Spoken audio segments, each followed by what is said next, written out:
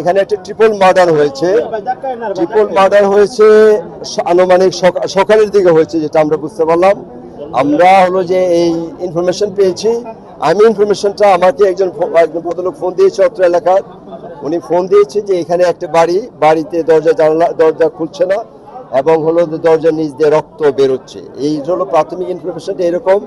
সেই ইনফরমেশনের শুনে আমি সাথে সাথে এখানে যে আমাদের পেট্রোল টিম এবং থানার সবাইকে আমি বলে দিই, তারা এখানে এসে দোতলাতে তারা যে দরজা বন্ধ ছিল দরজার দূরে তারা হলো যে লাথি দিয়েছে, পরে হালকা সিটকে নিয়ে এটা ভেঙে গেছে এবং তারা প্রবেশ করে এই বিষয়টা দেখে আমাদেরকে জানায়। আমরা এই যে আসি, আমি এখানে আসার পরে আমরা হলো যে পুরা ওই ক্রাইম সিন যেটা আছে দোতলা এবং এই পুরো জিনিসটা আমরা হলো যে প্রাইমারি পর্যবেক্ষণ করছি। এখানে পিবিআই এবং সিআইডি তারা যারা ক্রাইম সিনে যারা কাজ করে তারাও চলে আসছে এবং এই কাজটা চলমান আছে।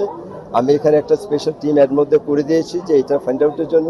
এবং প্রথমে তো হলো যে এটার ঘটনা কিভাবে ঘটলো, মোটিভ এবং প্রক্রিয়াটা হলো যে তারা উদ্ঘাটন করবে। পরবর্তীতে আমরা যে তদন্ত করি যেভাবে আগাই এইভাবে আমরা পরে আগাবো।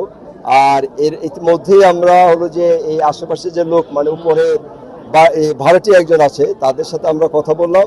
ওনাদের বক্তব্য মতে সকালে তারা একটি হলো যে চিৎকার চেঁচামেচি শুনেছে।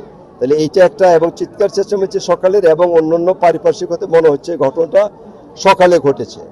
সেটা এখন আমরা হলো যে এই পরবর্তীতে আমরা তো এখন প্রক্রিয়ার মধ্যে আছি, আমরা পরবর্তীতে আরো ইনফরমেশন পাবো এবং আপনাদেরকে জানাবো এবং আপনাদের সকলের সহযোগিতা আমরা কামনা করব।